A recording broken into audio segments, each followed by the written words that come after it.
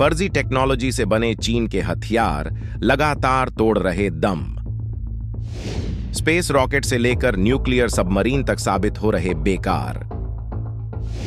Space में फूट रहे चीनी रॉकेट तो समंदर में समा रही हैं चीन की पनडुब्बियां। भारत की टेक्नोलॉजी कर रही चीन को ओवरटेक, दुनिया करने लगी सैल्यूट।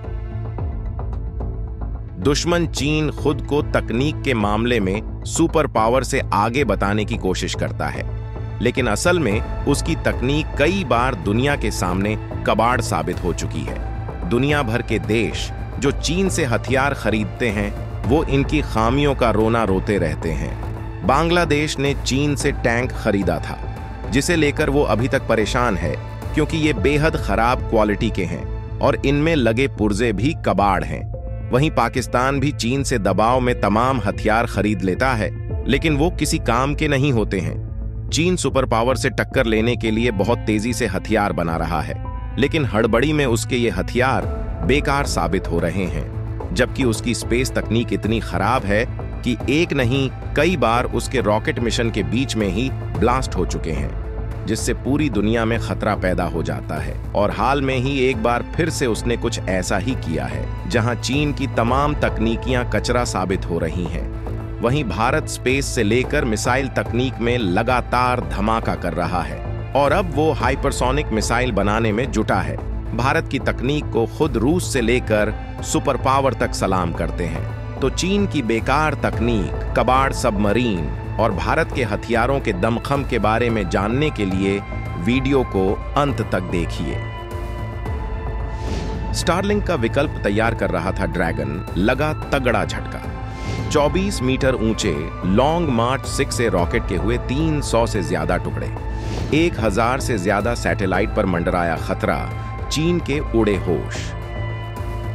चीन सुपर पावर अमेरिका को स्पेस से लेकर जंग के मैदान में पीछे करने के लिए इतना बेताब है कि वो बेहद स्पीड से हथियार और सैटेलाइट लॉन्च कर रहा है, लेकिन हड़बड़ाहट की वजह से उसके रॉकेट और हथियार कचरा साबित हो रहे हैं।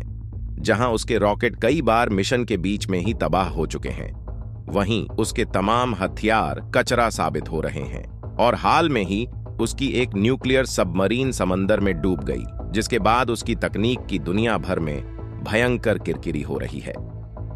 चीन की कौन सी सबमरीन पानी में डूब गई थी, इस बारे में हम आपको आगे बताएंगे, लेकिन इससे पहले हम आपको बताना चाहेंगे कि कौन सा चीनी रॉकेट अंतरिक्ष के लिए खतरा बन गया है। दरअसल चीन अमेरिका के स्टारलिंक का विकल्प तैयार कर रहा था।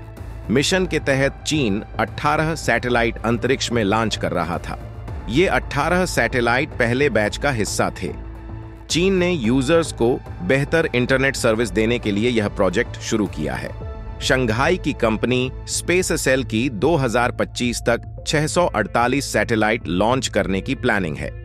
ग्लोबल टाइम्स के मुताबिक चीन 2030 तक 15,000 सैटेलाइट के जरिए वैश्विक नेटवर्क पर अपना कब्जा करेगा, जबकि अमेरिकी कंपनी स्पेसएक्स के स्टारलिंक के पास फिलहाल 6,000 से ज्यादा सैटेलाइट हैं और 100 देशों में 30 लाख से ज्यादा कस्टमर हैं।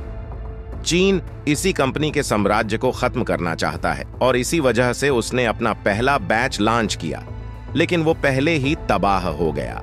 रॉकेट ने करीब 800 किलोमीटर की ऊंचाई पर सैटेलाइट को कामयाबी के साथ पहुंचा दिया, लेकिन इसके तुरंत बाद वो ब्लास्ट हो गया और रॉकेट 6 300 टुकड़ों में बिखर गया। हालत ये हो गई कि इन टुकड़ों से एक मलबे का बादल बन गया जो धरती के चारों ओर चक्कर लगा रहा है, जिसकी वजह से हजारों सैटेलाइट्स पर खतरा मंडरा रहा है। चीन को इस बात का खौफ सता रहा है कि उसके ऊपर अंतरराष्ट्रीय दबाव बन सकता है।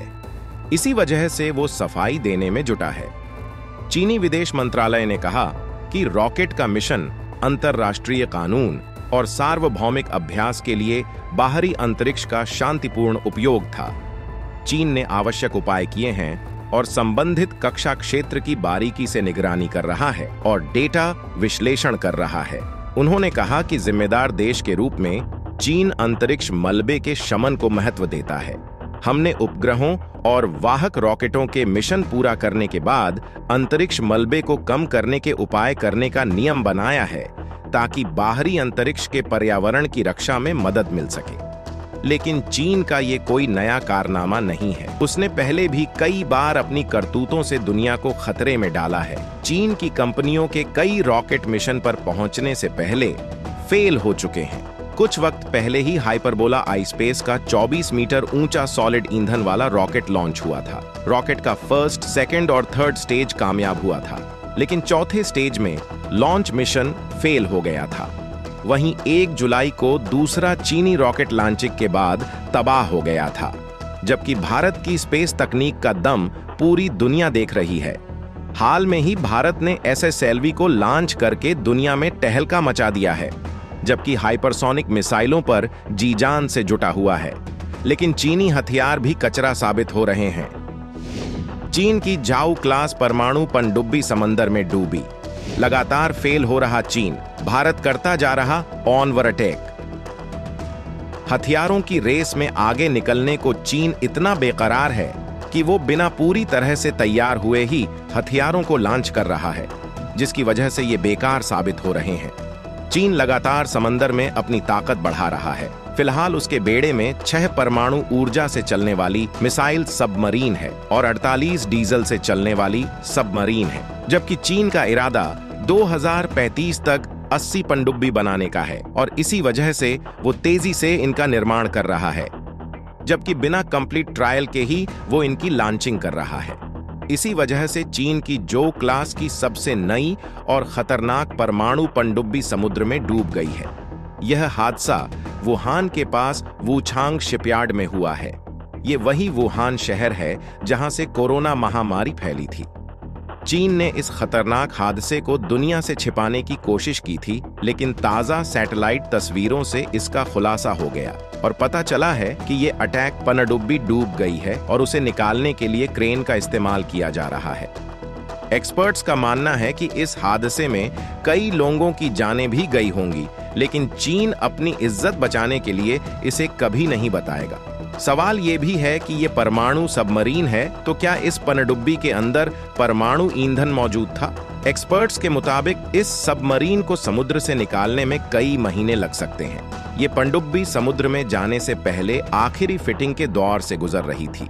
इससे चीन की घटिया तकनीक की पोल खुल जाती है, जबकि भारत ने हाल में ही घातक परमाणु पनडुब्बी समंदर में उतारकर अपनी ताकत दिखाई है। भारत की खास बात यह है कि वो जबरन अपनी तकनीकियों का झूठा बखान नहीं करता है। यहाँ तक कि भारत अपनी तकनीकियों के बारे में जल्द कोई खुलासा नहीं करता है। अरिहंत क्लास की पहली न्यूक्लियर सबमरीन की लॉन्चिंग भी बेहद शांति से की गई थी। कोई शोर शराबा नहीं किया गया था, जबकि भारत सीक्रेटली दूसरी घातक परमाणु पनडुब्बियां भी बना रहा है। वहीं भारत हाइपरसोनिक प्रोजेक्ट पर काम कर रहा है। उम्मीद है कि भारत के जखीरे में जल्द ही हाइपरसोनिक मिसाइलें शामिल होंगी और रूस, चीन के बाद भारत इस ताकत से लैस तीसरा देश होगा। वहीं भारत ब्रह्मोस की स्पीड को भी मैक 5 तक ले जाना चाहता है, जिसमें वो हर हाल में कामयाब होगा। भारत के हथियारों का दमखम पहले ही दुनिया देख चुकी है।